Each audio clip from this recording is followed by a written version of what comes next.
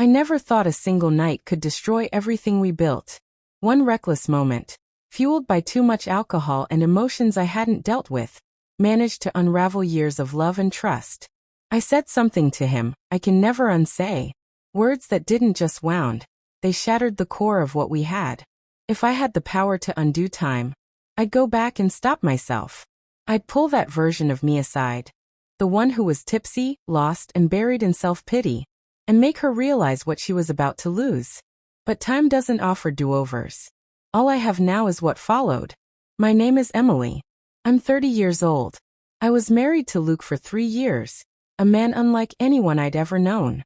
Gentle, dependable, quietly strong. He ran a small business, worked long hours, and somehow still managed to make me feel like I mattered most. He remembered the little things, how I took my coffee, when I needed space, when I needed support. He had a calming presence, a kind of love that felt like home. I used to feel incredibly lucky, blessed even to have him. But somewhere along the line, things changed. I can't even say when. Maybe it was during those weekend brunches with my friends, as they shared stories of whirlwind romance, burning passion, and spontaneous getaways. Or maybe it was the endless scroll through social media. Picture-perfect couples caught in golden sunsets and dramatic kisses. Images that made my stable life feel pale in comparison. Slowly, I started to question everything. Was what I had enough? Was I missing out on something more intense, more exciting? I told myself it was shallow thinking, but the doubts didn't go away. They grew louder, until they drowned out the quiet, constant love Luke offered me. Then came that night. A friend's bachelorette party. Too many drinks, too much noise, and a storm of unresolved feelings. I lost control. When I got home, Luke was there, steady as always, ready to help me inside. But instead of gratitude, I gave him cruelty. Slurring, raw, I looked him in the eyes and said the most unforgivable thing. I'm not attracted to you anymore. No explanation. No softening of the blow. Just raw, drunken truth, or something I thought was true in that moment. The next morning, reality hit with a vengeance. My head ached, my memory was hazy, and then I saw him, sitting on the edge of the bed, staring into nothing. He didn't yell, didn't get angry. He simply asked, "Is that really how you feel?" I tried to take it back, to explain it away, but the damage was already done. He stood up, gave a small nod, and walked away, not just from the room, but from me. What followed was not a fight. It was silence. It was distance that grew wider with each passing day.